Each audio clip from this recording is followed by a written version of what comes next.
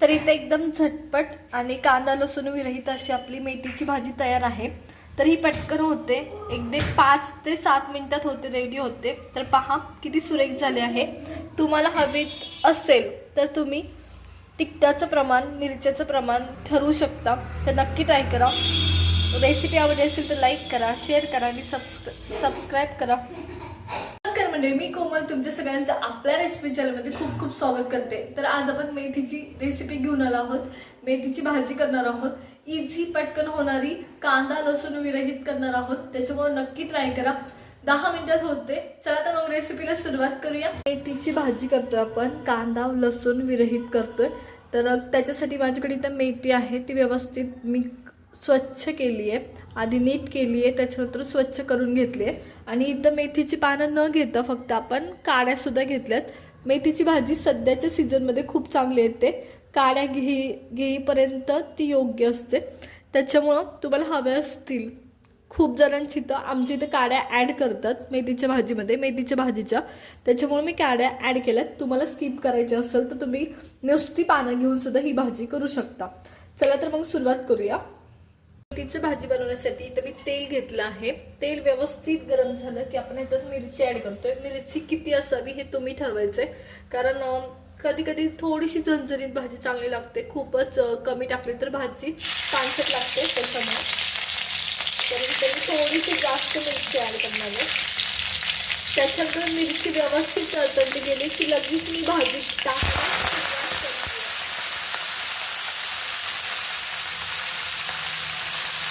या पद्धतीने तर मी ही सर्व भाजी या पद्धतीने ऍड करून घेणार आहे। तर आता मेथीची भाजी ऍड करताना एक गोष्ट लक्षात ठेवायची की भाजी परतत ऍड करायची, म्हणजे भाजी किती लागणार आहे ह्याचा अंदाज येतो आणि भाजी व्यवस्थित सगळ्या साईडनी सर्व भाजी परतली जाते। जर तुम्ही भाजी एकदम ऍड केली तर अर्धी भाजी परतली जात नाही, अर्धी भाजी परतली जाते, असा प्रकार होतो। आणि तुम्हाला किती लागणार आहे ह्याचा अंदाज पण येतो, कारण जसं जसं भाजी परतली जाते तसं त्याचं प्रमाण कमी होत जातं। त्याच्यामुळं या पद्धतीने तर हवी असेल तर आणखी ऍड केली तरी चालेल तुम्हाला।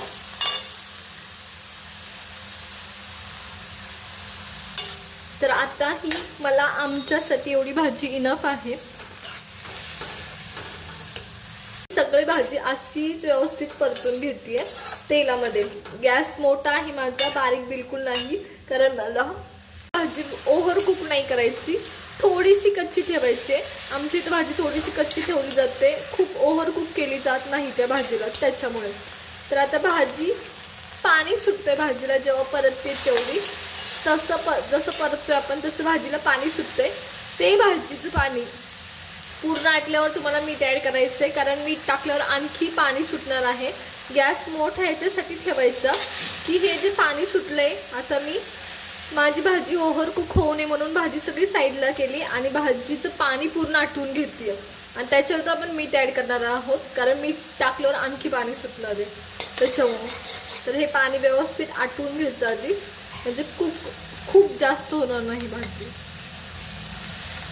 तुम्हाला दाखवते ह्याच्यात मगाशी किती पाणी होतं, सगळं आटून गेलंय।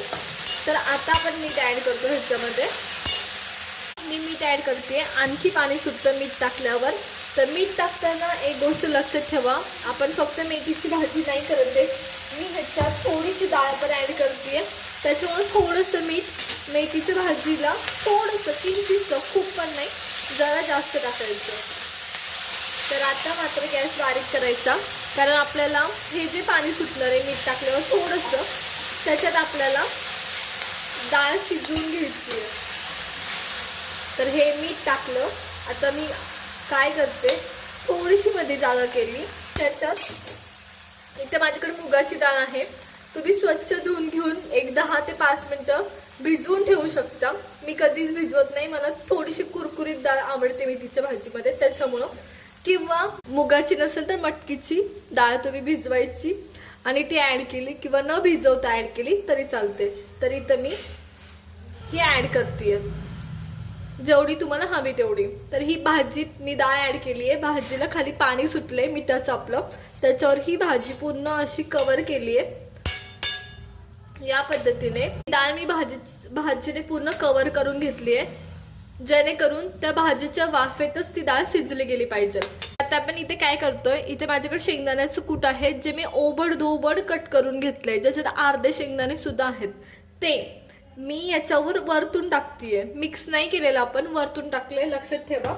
आणि त्याच्यानंतरून कूट टाकल्यावर झाकण घ्यायचं तुमच्या घरातलं कोणतं पण, आणि हे वाफ काढून घ्यायची. फक्त एक 2 ते 3 मिनिट वाफ इनफ होते, कारण भाजी ऑलरेडी आपण परतून घेतलेली असते म्हणून.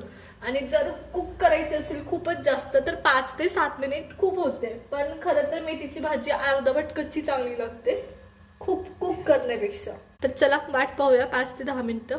2 मिनिट झालेत आणि आपण भाजी उघडून पाहतोय. तर हे पहा, खूपच सुरेख झालेले असते. तर आता काय करायचं, तुम्हाला खालून चमचा घालायचा आहे आणि वरती पलटून घ्यायची आहे. तर तुम्ही पाहिलं का, डाळ अजिबात चिटकली नाहीये खाली. आपण थोडंसं भाजीचं थर खाली ठेवलं होतं त्याच्यामुळं. आणि आता भाजी व्यवस्थित मिक्स करून घ्यायची आहे या पद्धतीने.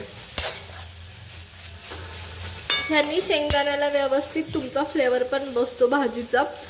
डाळ सुद्धा खूप छान शिजली जाते, भाजी सुद्धा ओव्हर कुक होत नाही आणि मस्त लागते. त्याच्यामुळं नक्की ट्राय करा या पद्धतीने. हवं असेल तर शेंगदाण्याचं आणि डाळीचं प्रमाण तुम्ही कमी जास्त करू शकता. तर ही भाजी तयार आहे आपली.